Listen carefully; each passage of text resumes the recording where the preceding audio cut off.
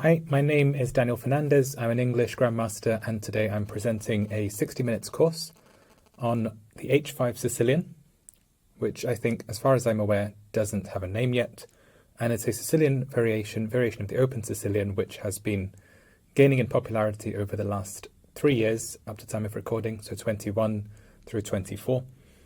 And it starts with the moves e4, c5, knight f3, knight c6, d4, c takes d4, knight takes d4, knight f6, knight c3, and now black plays fifth move h5.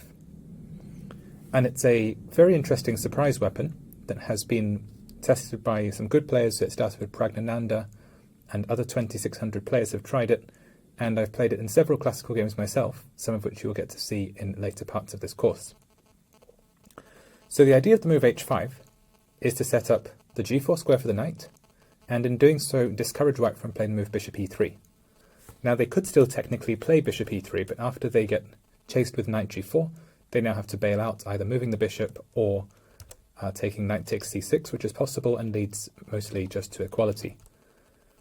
White has a wide range of sixth moves, but not all of them are applicable against all of black's central pawn moves. So in some cases, we can pick a central pawn move such as d6, d5, e6 or e5 later once we see what white has done. For example, if white plays bishop e2, that's not an especially ambitious way to deal with the dragon. So bishop e2, black might play g6 and then later try and play d5 in one move. So I'll run through a few of the minor alternatives in this video, and then separately there will be theoretical sections on what I consider to be the most critical of white's options. So bishop e3 I consider is not critical, and black replies knight g4, knight takes c6, d takes c6. Now probably white should trade queens, otherwise they're losing tempo for nothing. King takes d8, white retreats the bishop, and black plays e5. So no real deficit in development. Black can easily bring out this bishop to c5 soon, and has a fairly equal, fairly stable position. Another move that falls into the relatively not critical category was played against me in a classical game. It was knight takes c6. And after black plays b takes c6, capturing towards the center, we have no obligation to enter an endgame here. The consistent thing for white to do is to play e5. So white played the move e5 in the game, and after knight g4, probably best move was f4, but black can still play g6 and start going for squares like the h6 to f5 route for the knight, and the d5 advance for the pawn. The game in fact went with queen d4, and black played queen b6, and has even started to take over the initiative. Note that after queen takes b6, a takes b6, black gets to capture for a second time towards the center, and this improves the pawn structure considerably. Other moves white can consider, well, f3 is very normal as part of the English attack in lots of Sicilian variations. So if white wants to go bishop e3 next without knight g4 happening, this is a logical place to look. And okay, we understand that white wants to play bishop e3 next. We therefore understand that maybe bishop g5 takes f6 is not so much of a priority to stop, so black can play the move e5. And this now takes us into a modified Sveshnikov, where if you're familiar with Sveshnikov theory, the move f2 to f3 is not so useful for white, because they frequently end up without their c1 bishop or their dark square bishop, and so this diagonal would become weak now in case they were to get rid of it. If white follows the Sveshnikov theory with knight db5, black should play d6, knight d5. Note that bishop g5 is worse than usual because, again, of this diagonal. Black could play a6, knight a3, b5, and f3 is, in fact, actively counterproductive. Knight d5, I think, is more critical, but even so, the move f3 has its drawbacks, as on a later move, black can jump the knight to f5 and start playing with ideas like queen h4 check. So f3 is an example of where black can pick a near transposition back to existing Open Sicilian theory, and it ends up being relatively favourable. e5, in fact, probably white's best move is not to move the knight to b5 at all. It might be to go back to b3, and this is something that we investigate a little bit further in the theoretical video about 6h3. So white goes knight b3, black goes bishop b4, looking for the advance d5, and typically for Open Sicilians, if black can get d5 in without some horrible consequences, then they are achieving equality. In case white stops it with bishop g5, well, I suppose stops is a strong word, it's just a slight discouraging. Black can actually play anyway. And if e takes d5, queen takes d5, black is using the pin on the c3 knight. So if white wants to win a pawn, they need to take on f6 first, but black gets full compensation in all the variations, as you can check in the notes. So those are some of white's minor moves. We've looked so far at bishop e3, at f3, and at knight takes c6. The other moves are relatively more important. So bishop g5, we will check in an annotated game of Ibarra-Jerez against Tilichiev. Bishop c4, we will check in the context of Ezra against Fernandez, myself. 6h3 is separately investigated in a theoretical file, as is bishop f4, and bishop e2 we check in the commentated game Carroll against Fernandez, which leaves us with f4. I think that's one of the most natural things white can do. White can say, well, your move h5 didn't control very much of the center. I now want to fight directly for the center. I want to try and make you play a move like d6, and we're going to get somewhere where f4 feels more useful than h5, and it's a valid contention. And black needs to be fairly careful what they do next. So for example, if g6, that entirely gives most of the center away to white.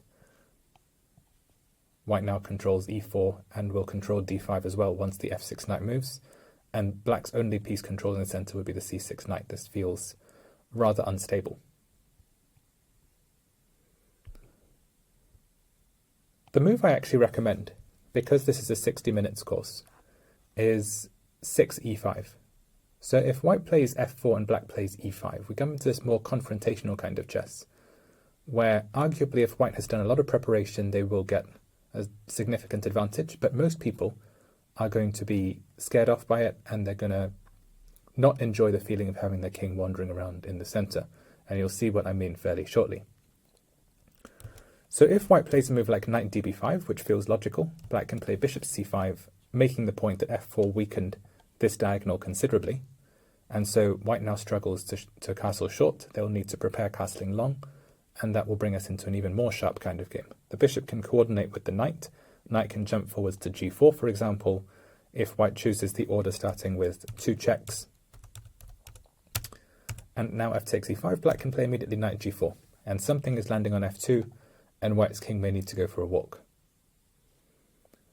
There is a path after knight db5, bishop c5 for white to get an advantage, but it's not a big advantage, and I won't go through it explicitly. I will leave it in the notes. So knight d6 and taking on e5 first gets eventually to an advantage for white, but black makes things extremely messy along the way, starting with the move d5, while queen c7 is also potentially possible. And one of the puzzles which is attached to this course actually features a position from later on in this line. So that will test your tactical intuition. Instead, I think white maybe gets a larger advantage starting with f takes e5.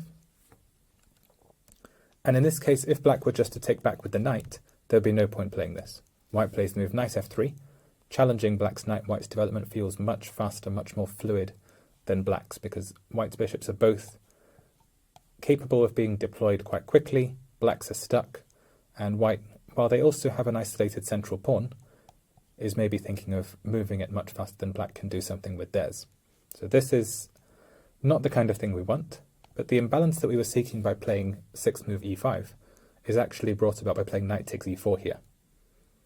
Now white still does have a bailout if they want to just treat it as a knight trade and play knight takes e4.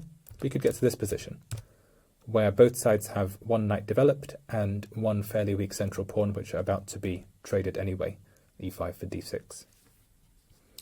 But logically, white shouldn't bail out. White should play knight takes c6, looking for the gain of a full piece, and black should reply with queen h4 check, which then leads after a forcing sequence to a position where black has 6 pawns and white has 4, so in other words, black has 2 pawns for a piece.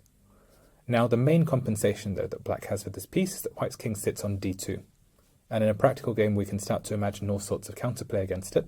For example, g6, bishop h6, for example, bishop g4 and long castling. The king feels very vulnerable, but this is one of those positions where if you do check it with a machine, you end up with the conclusion that white has a reasonably large advantage of plus 0.7 or plus 0.8, starting with the move queen e1. Now, I'm not going to go into details of how black should play this practically, because it feels like something that should just be felt through at the time, and there's enough theory in this course already. But I would just make the point again that the king on d2 is extremely uncomfortable to play with, and so if this is the cost of white getting an advantage after f4 e5, it's significantly more worthwhile to do this, especially since we're dealing with a surprise weapon for black anyway, rather than play something different on the sixth move purely because it feels more stable, such as d6. So my recommendation remains e5.